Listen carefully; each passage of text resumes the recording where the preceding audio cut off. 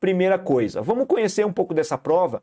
Afinal de contas, como é a prova da VUNESP? O que ela tem de diferente em relação às demais provas? Será que é realmente parecido com a FUVEST? Será que ela tem características semelhantes ou singulares à prova do Enem? Bom, essas dúvidas os meus alunos costumeiramente possuem e acabam sempre me perguntando, tá?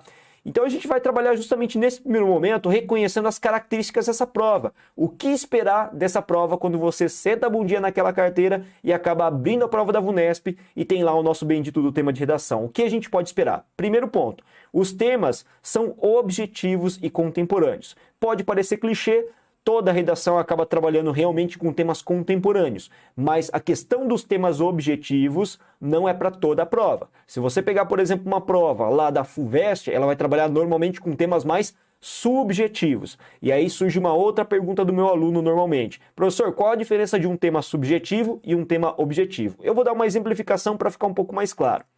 Em 2013, a FUVEST trabalhou com um tema sobre consumismo. E deu apenas uma propaganda de um shopping e de um cartão de crédito em que, a partir da leitura daquela propaganda, daquela imagem, a partir do texto também, um pequeno texto, o aluno tinha que concluir que aquela propaganda fazia alusão ao consumismo exacerbado e era para propor uma discussão sobre isso. Gente, é um tema extremamente subjetivo, pouco palpável. Em contrapartida, em 2018, no meio do ano, a Unesp, propôs o tema de redação sobre porte de armas, se você é a favor ou não do porte de armas. Veja que esse tema é muito mais palpável, mais concreto, com dados objetivos de realidade de mundo e dados concretos. Então a diferença que nós temos em relação a um tema subjetivo e objetivo é justamente essa. Os temas subjetivos, eles costumam ser menos palpáveis, mais filosóficos, mais sociológicos, derivados da área da humanidade para pôr em pauta a discussão, ok? E normalmente eles não agregam necessariamente um posicionamento que eu tenha que assumir, favor ou contrário, sim ou não.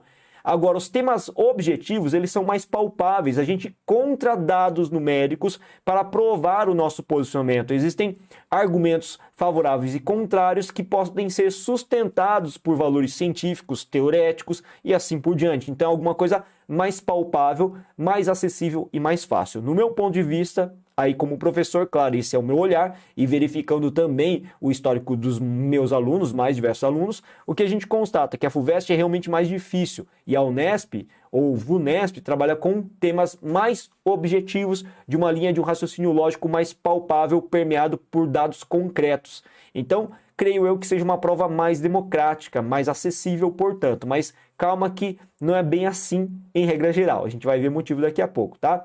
E claro que esses temas objetivos, eles exigem que você faça uma análise pertinente dos problemas sociais, espera-se que você consiga se posicionar muito bem em relação a esses temas.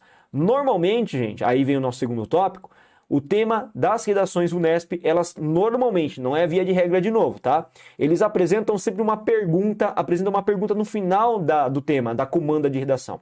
E essa pergunta, ela permite dar uma abertura para que você se posicione. Professor, então diante de uma pergunta, eu sempre posso me posicionar de acordo com aquilo que eu acho mais conveniente? Calma, não é bem assim. Apesar de haver essa pergunta, apesar de haver uma necessidade de se posicionar diante de uma polêmica, lembra que os textos motivadores, norteadores, eles vão dar meio que um caminho para vocês, um norte para vocês percorrerem no processo argumentativo. A exemplo disso, o tema que foi aplicado na Unesp 2021, recentemente, algumas semanas atrás, abordou o seguinte tema: tempo é dinheiro?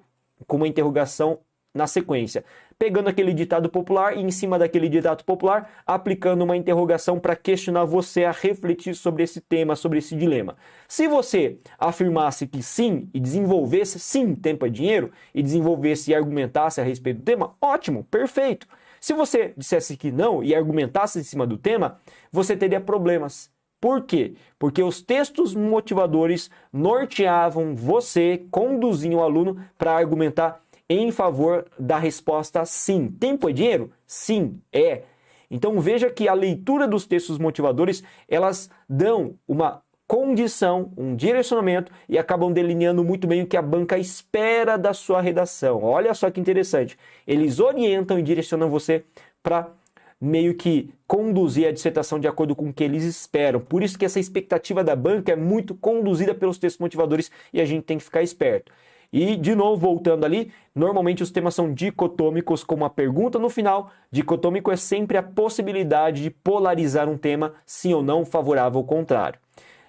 VUNESP não precisa de recrutar muitos argumentos baseados em repertórios sociocultural produtivos, como o Enem pede, como a FUVEST pede. FUVEST, nossa, adora repertório sociocultural produtivo da área da filosofia, sociologia, arte, história, literatura, né? Então ele exige bastante. Agora o Unesp não. O Unesp gosta bastante que você consiga expor e explanar as suas ideias de acordo com o seu posicionamento.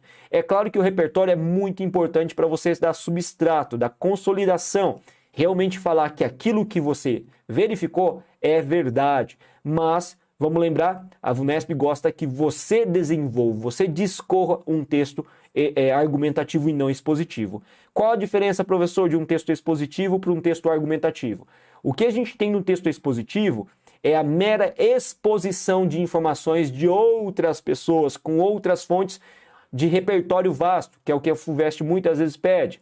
Agora, quando a gente fala de uma dissertação argumentativa, é aquela que é baseado na sua condução opinativa, argumentativa, articulatória, de organizar fatos, eventos e você desenvolver as suas ideias, amarrar bem as suas ideias. Então veja que é bem diferente dessa construção toda, né? E ela pede que você seja mais argumentativo do que essencialmente expositivo. Por isso, cuidado com o seu termômetro ao utilizar vários repertórios. Precisa de repertório? É sempre bom, essa é a minha resposta.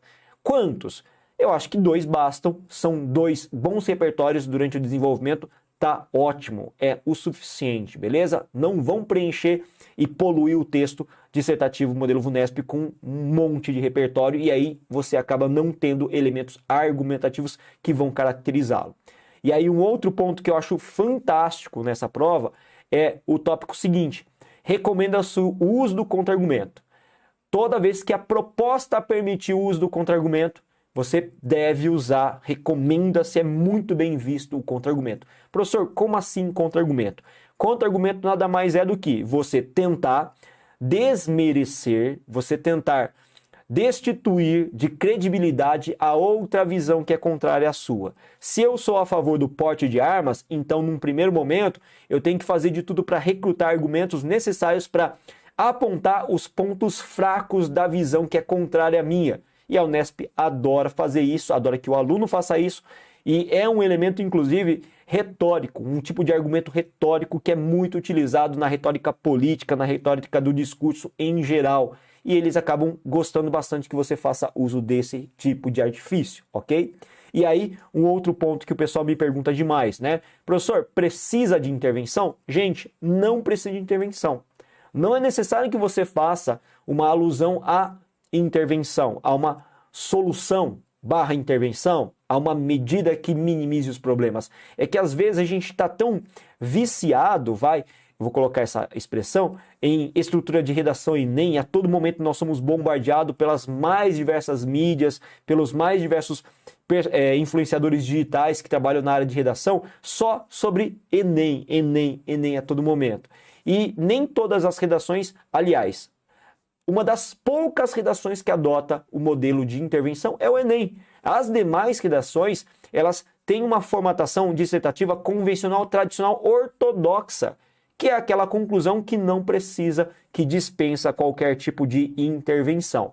A pergunta é, pode colocar intervenção? Se você quiser utilizar a intervenção, você pode. Deixa eu só fazer uma correção aqui, que faltou um O, né, no não aqui, beleza? Se você quiser utilizar uma intervenção, você até pode se valer da intervenção. Só que desde que essa intervenção seja pequena, seja uma intervenção objetiva, seja uma intervenção bem direta e não ocupe muito espaço. Não é necessário simplesmente você se preocupar com essa característica da prova, porque não tem, ok? Então não fique fazendo intervenção. Eu acho que é até uma perda de tempo, né? Você vai utilizar e recrutar um tempo preciosíssimo no dia de prova para fazer intervenção se não precisa, né? Não é necessário. Título é importante? A proposta, se ela exige título, coloque o título, ok? Eu recomendo que você use um título sim. para as propostas da VUNESP. Até porque as folhas de redação normalmente da VUNESP, elas têm uma extensão um pouco maior, elas têm um espaçamento também maior, permite que você coloque mais informações.